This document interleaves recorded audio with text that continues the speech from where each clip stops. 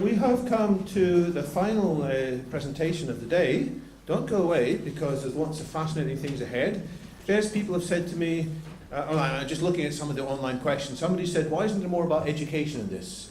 And why isn't there more about transhumanism in this? So I think the next speaker is going to address at least some of these points.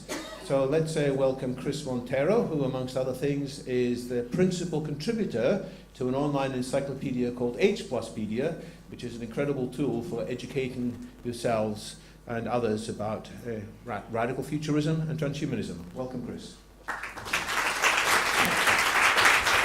Let's start, Chris.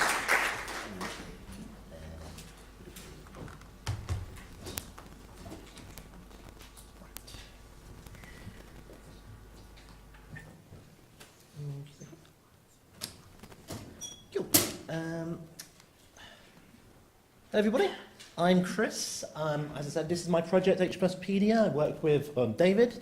I research an awful lot of areas of transhumanism, from influential people, trends, technology, politics, science fiction, criticism, life extension technologies, advocacy, jargon. Everything you want to know about transhumanism, you'll probably find it on here. This is now the largest repository of this information on any given site.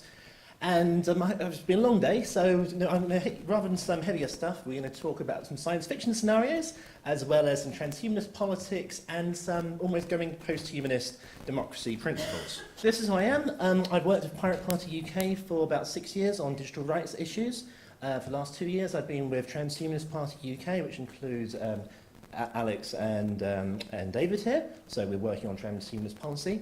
I'm a cybercrime expert. I do lots of research into things like drug markets, botnets, and things like that. It's quite fun. Yes, I'm increasingly a futurist researcher, and on H+pedia gets me to be a sci-fi critic. So we get to look at the science fiction and say what elements of transhumanist real technology we might be using in our lives, and what elements are quite fanciful. Or in this case, just missing. Where is the actual future technology? So, what does the future look like? Well, if you ask a non-futurist, and many of them will say, and I'm sure you'll see this too, it'll be pretty much the same, right? You know, maybe phones will be a bit faster, cars will be a bit faster, will be a bit more polluted. It's not really going to be different, is it? Well, no, fair enough. I disagree with that. But you'll see that in a lot of media. Everything from Futurama, it's like now, but it's the future.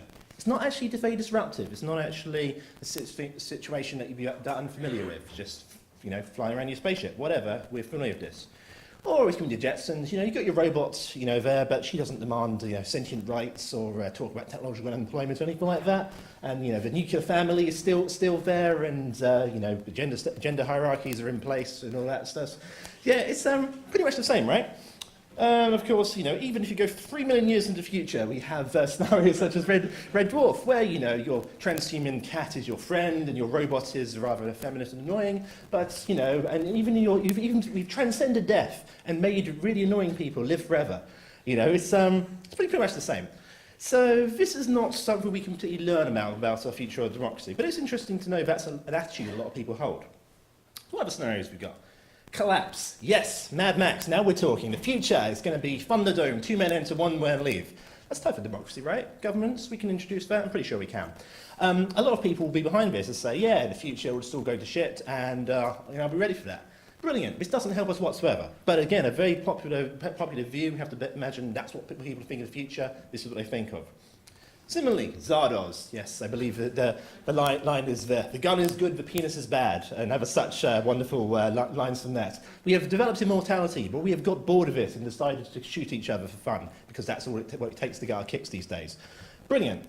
Unfortunately, not using a very engaging democratic process, not many things we can learn and apply to our existing political system, but I'm sure there's some advocates somewhere. Okay, so then we got dystopian futures also. So here we have Dune. So civilization has risen. It's got a really complicated technological utopia where AIs are living in a benevolent system.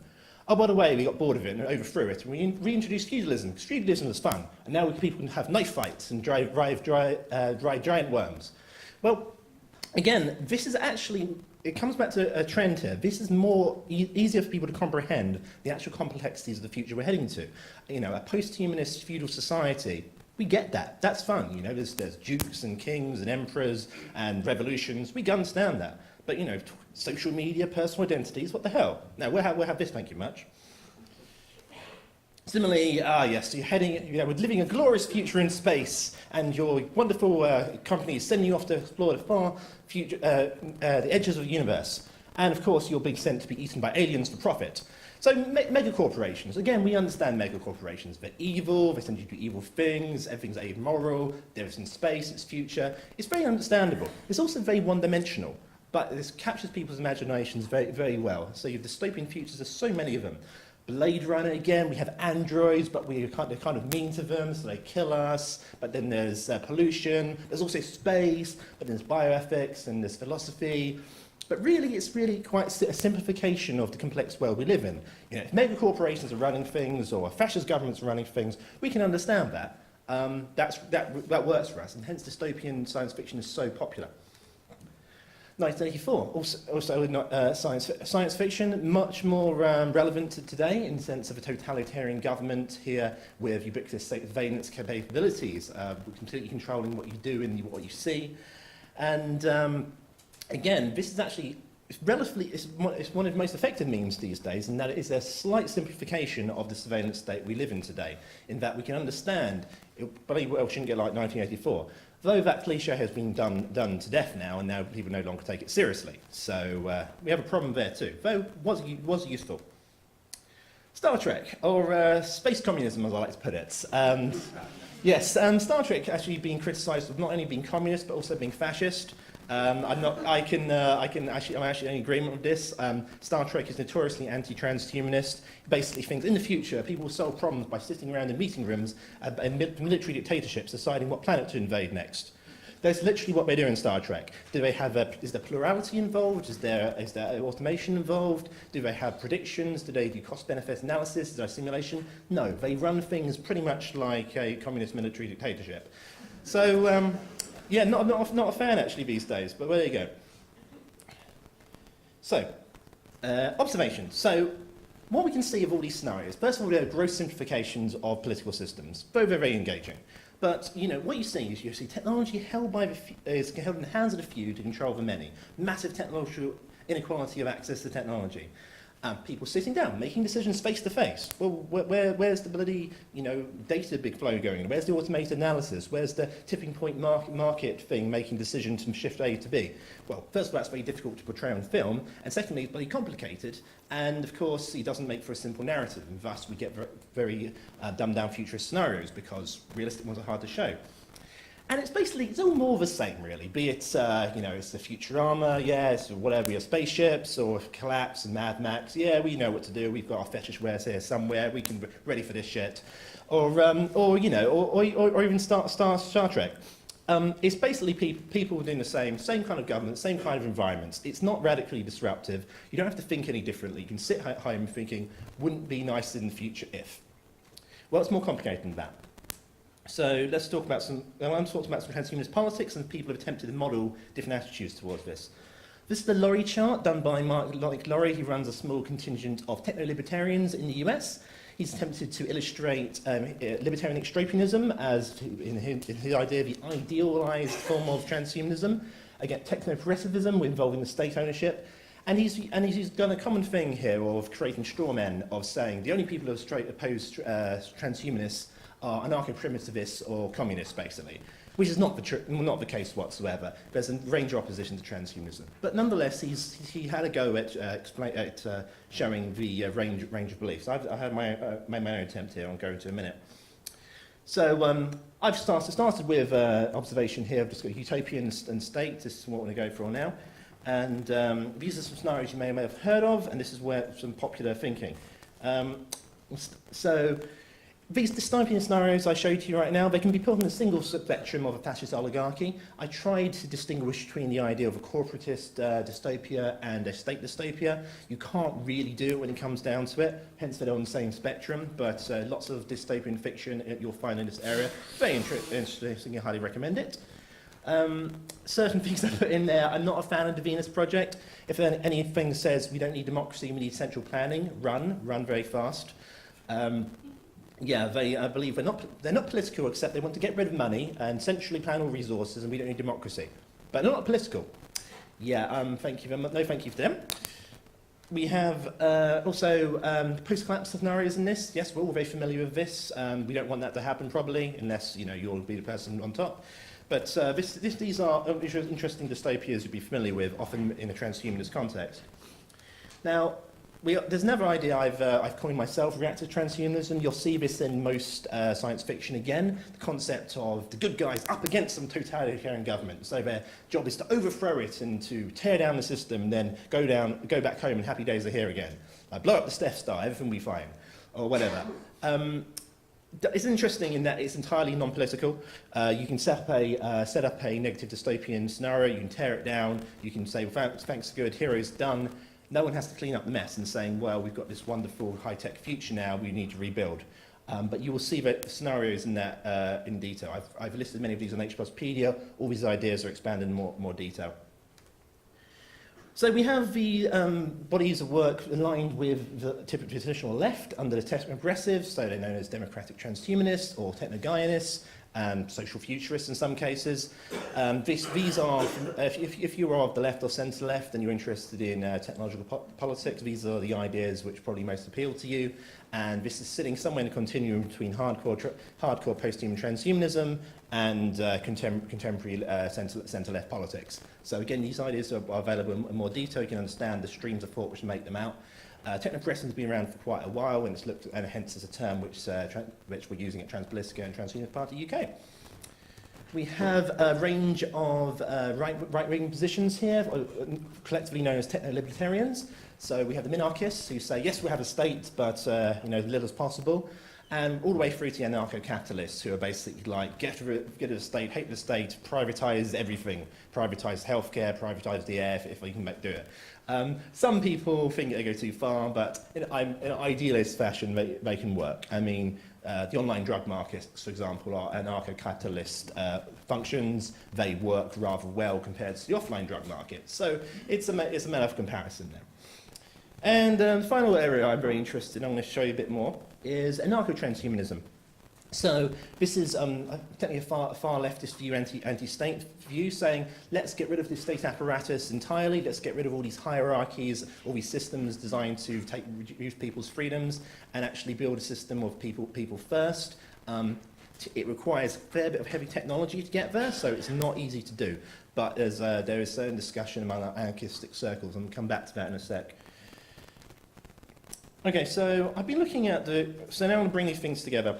So I've been looking at the work of a bloke called John Danaher in Ireland, who's been talking about various concepts from meta-utopia to algocracy, and doing some deconstruction of what democracy is. So I don't think democracy is just placing your vote. I think democracy is everything from voting, referenda, your politicians, your governments, your civil service trade, nations, economics, media, education, society, public attitudes. All these things make up you influence your decisions, and all of them collectively make up our democracy. Yes, you can tune one thing. We can talk about electoral reform here, we can talk about media regulation there, but ultimately, if you actually want to create a society which is more democratic, more informed and better, you have to actually address a number of areas. Now, we've heard about a whole bunch of things which will be happening across many of these areas today, which is great to hear. Some of them I'm hearing for the first time, which is brilliant. So we're dealing with scenarios such as voting, all sorts of scenarios from PR doing that. Petitions and surveys are become cliche now, there's so many of them. The idea of moving to representatives we control, coalitions, open government, as I said before. We have not, even the economics has been disrupted by Bitcoin. And the media, hopefully through automated fact-checking, we'll see. I think the idea of infusing futurism and futurist attitudes into education has come up a number of times. I'd like to see a real agenda that be fleshed out to understand what that is. I think that's a really good idea. And yeah, we have a number of things coming both now and in the imminent future. But I just want to go to I want to skip to the end. I want to say where are we going? You know, most of you are futurists, many of you are transhumanists. What does real future democracy look like? Well, so there's only been two examples of science fiction which has got this approximately right. One is the EMM Banks Culture Series, which features humans who are post-humans who are highly augmented and capable of forming connections and receiving information, changing their biology, and basically go around in luxury cruise liners, roaming the universe, having fun. Right? It's pretty good. But one of the things they do in this universe is they basically are ruled over by their own artificial intelligences. Now, in this scenario, the artificial intelligences are benevolent, and they're people are chilling, and the artificial intelligence are making serious decisions. Now, this is what we call one of the better outcomes of artificial general intelligence, right? That we are merely pets to them. This is not everyone's cup of tea, though. Elon Musk is on the record saying we need to build this neural net technology sooner, not because he wants to be super augmented and Superman, though that's nothing. If Elon wants to do that, that's cool with me. But because if we don't augment our intelligence to be as comparably powerful as the artificial intelligence, we will end up being left behind. So it falls down to the two scenarios from the Alastair Reynolds Revelation Space series, who have got the concept of the Demarchists and the Conjoiners. So the Conjoiners are pretty much like a utopianized version of the Borg, whereby they form a hive mind and make all decisions together. Now, that may be for you, probably not for a lot of you, but that could happen one day. Whereas Demarchists, the idea is that they have a simple neural implant or a localized AI, which allows them to be constantly involved in a government-wide conversation about everything, right? So what am I have to choose what I think about this? Should we be doing that? Should we not be doing this? Should we be increasing tax? Should we be invading there? Every single thing happening as part of their subconscious through a neural implant. Obviously, neural implants need to be safe and need to be secured and need to be tested. But fundamentally, if we're dealing with a transhumanist, born-near and post-humanist government, this is actually what it's going to look like. And there's a number of technologies which will augment that. So going back to this, we have the final one, which is future. So, neural interfaces for everyone, if you want. So yes, voting and referenda, clear use cases for neural interfaces here. To vote, MP and Set scandal, vote them out, done. Or, but whatever you want to do. Actually, the policy development itself, and those who know the works of Robin Hanson will be familiar with his advocacy of prediction markets. So prediction markets have a lot of utility in terms of estimating likely outcomes of policy, allowing people to bet on it, and allowing people to make profit of people screwing up. So a politician promises, I promise to reduce employment to zero, and you bet against them. Well, they're either going to reduce employment to zero, or you're going to make money. So, win-win. The concept of algorocracy is the idea, so we talked about both the dangers of algorithms and the prospects of automation. But bringing algorithms or automation into our governments is inevitable at this stage, barring some kind of collapse. We're going to be in a situation where so many people are making decisions based on what the algorithms tell you, be it their personal AI, who's collated the data and presented their customized report to you, or just based on the news that they've been using information and been fed according to a prioritization matrix. These are going to be making some of the key decisions about government. People may think they're still in charge, but actually they want to cede much control to this. So I believe it's important we realise that this is the structure we're moving to, and don't do this passively, and we understand we cede such control. The concept of meta-utopia is quite interesting, because basically you can't please everyone all the time. You can't. There's people who want a glorious libertarian utopia, and people want a glorious socialist utopia, and people who want, and so on, or people want space communism. Fine, have your space communism. But the point being is that, all the philosophers so far and all the technologists intersecting this realise there is no one utopia we can have. We're going to have a system based on multiple governance structures, multiple overlapping cultures, and maybe non-geographic sovereignty. A system whereby we can associate with people regardless. And this is how and using some of these technologies, hopefully this is how we will create it. Obviously, economics is head to multi-network tokens from Bitcoin, which is pretty much the natural evolution. There's going to be money. I cannot manage it. A world without money is just a world with this of the social capital or corruption. So there's going to be some kind of financial type system that's not going away. I think I'm very, very excited about the developments in personal AI. I believe when it comes to automated fact-checking and basic education, one's personal AI will probably go, in some cases, come with you from birth and just grow up with you and give you advice, hopefully get the latest upgrades, hopefully not steal your information, give it back to companies and governments. But ultimately, you'll have a conversation with your AI, be it on your smartphone or ultimately implicitly through subconscious thoughts, through neural implants. But this is what it's going to take in order to us to be smart enough to go into these things. Society itself is already, I would argue, society is already an autocracy, but I'll do another topic on autocracy another time. And finally, public attitudes. Yes, public attitudes. Why did people vote for Brexit? Well, they did it because of the information they received.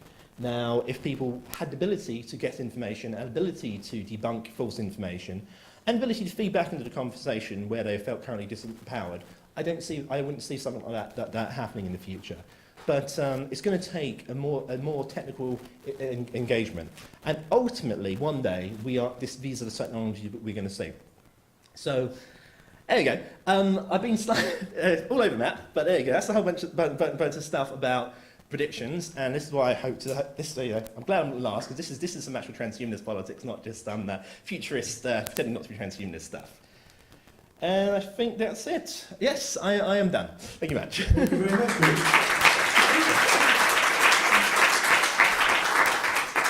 We have a contingent of state fascists in the audience who have collectively voted out the question, what's so bad about state fascism? Are we not limiting ourselves, categorising it as dystopia?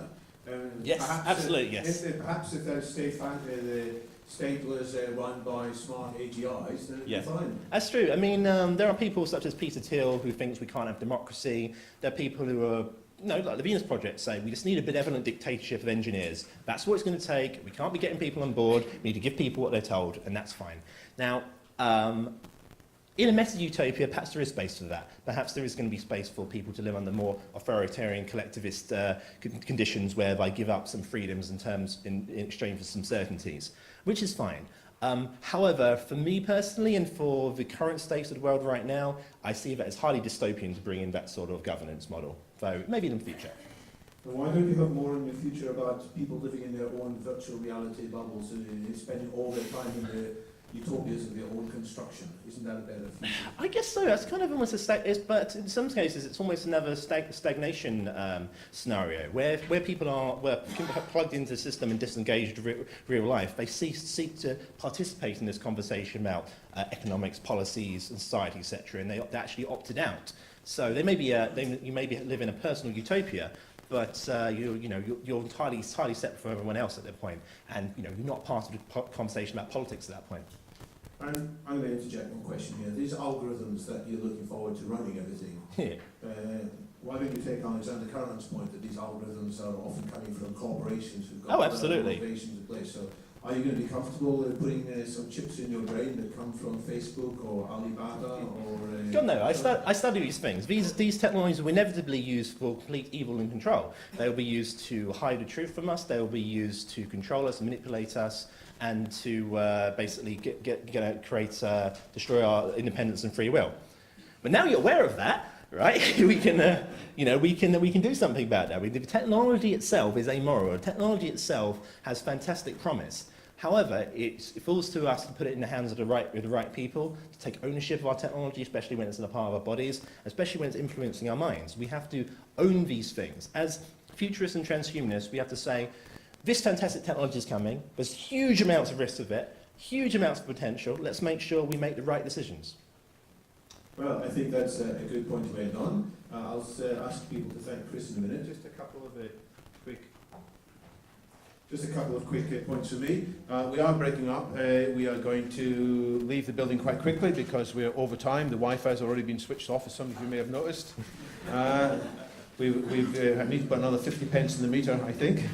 But anyway, please return your badges upstairs. Please feel free to join us in the Marlborough Arms pub, where we'll be having a wider ranging discussion in about 10, 20, 30 minutes time. And I look forward to us actually figuring out which of these projects, which of these questions we're going to drill into much more vigorously, much more seriously, and change them just from discussion items to projects that will actually build better politics, better society, and a better humanity. So thanks to all the speakers, thanks to Chris, and thanks to all of you. All the best.